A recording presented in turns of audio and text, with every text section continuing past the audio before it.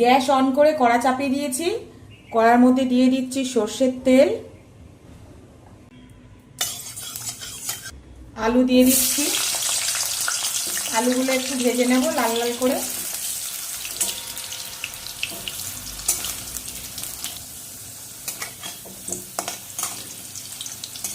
বেশি বড় আলু কিনলে না বাজার থেকে ভেতরগুলো না ভালো থাকে না। দেখো সব কেটে কেটে ভেতরগুলো আমি বাদ দিয়ে দিয়েছি, কালো কালো ছিল। আলু লাল করে ভাজা হয়ে গেছে, আলুটা তুলে নেব।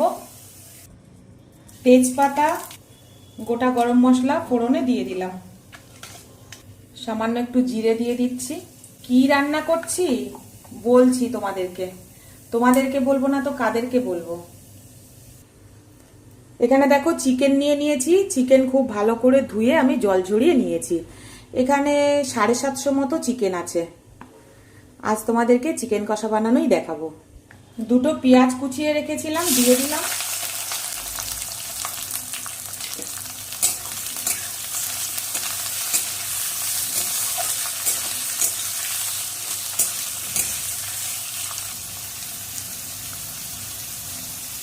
পেঁয়াজটা নরম হওয়ার জন্য সামান্য একটু নুন দিয়ে দিলাম।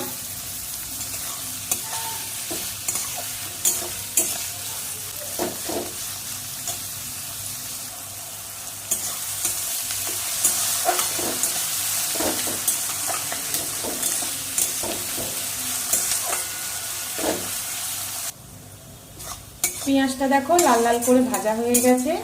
এবার আমি এর মধ্যে মশলা দিয়ে দেব। আদা, রসুন, টমেটো, কাঁচা লঙ্কা পেস্ট খুব ভালো করে কষে নেব, যাতে মশলাটার কোনো কাঁচা গন্ধ না থাকে।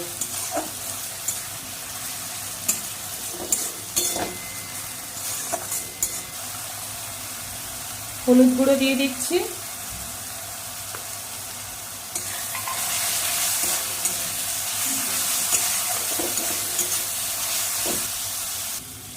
খুব সামান্য একটু মশলা ধোয়া জল দিচ্ছি।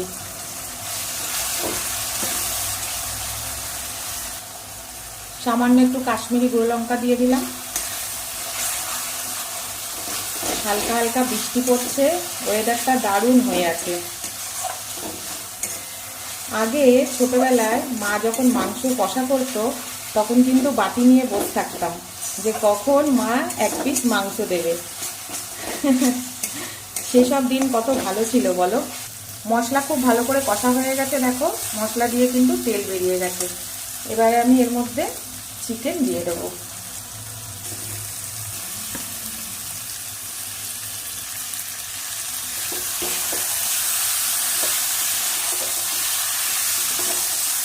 ছোটবেলাকার দিনগুলোই কিন্তু ভালো ছিল।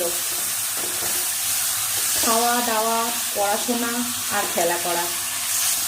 আর যত বড় হতে থাকবে দায়িত্ব শুধু বেড়েই চলবে। ঠিক বললাম তো? কমেন্ট করে জানিও তোমরা। স্বাদ মতো নুন দিয়ে দিচ্ছি।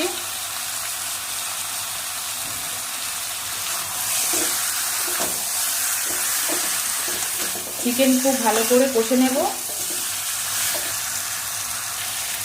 ভেজে রাখা আলু দিয়ে দিলাম।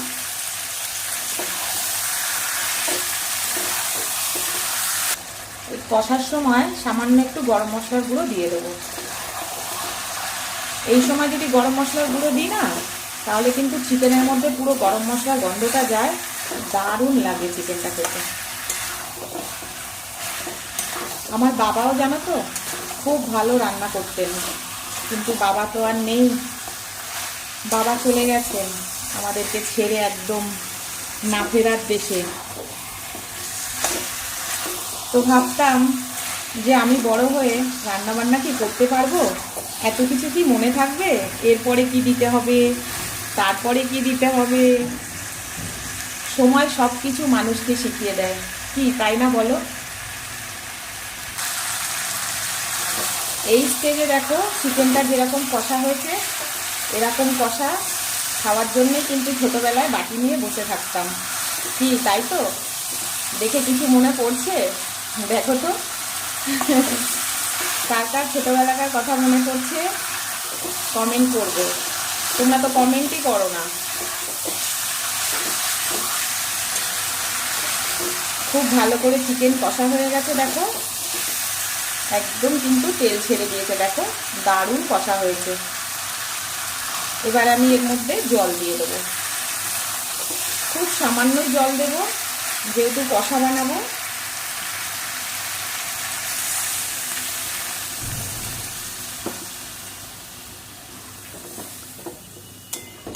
আর জল কিন্তু দেব না।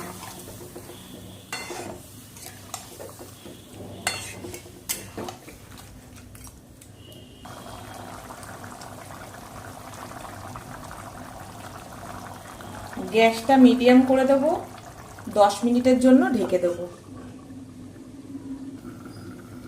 10 মিনিট হয়ে গেছে, ঢাকাটা খুলছি। ঢাকাটা খুলতেই দারুণ একটা গন্ধ বেরোলো। আগে তো একটু গরম মশলার গুঁড়ো দিয়েছিলাম কষার সময়, আবারও এখন একটু সামান্য, দেখো খুব সামান্য গরম মশলার গুঁড়ো দিয়ে দিচ্ছি।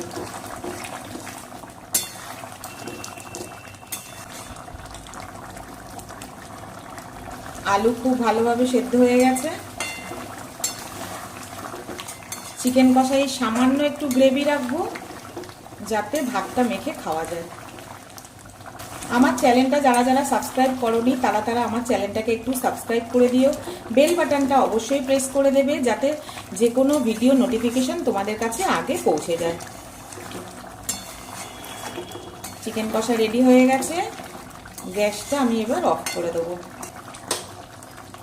চিকেন কষা দেখো রেডি হয়ে গেছে, এবার শুধু খাওয়ার পালা। তো চলো ভিডিওটা এখানেই শেষ করছি, নতুন কোনো ভিডিওতে আবার তোমাদের সাথে দেখা হবে। টাটা।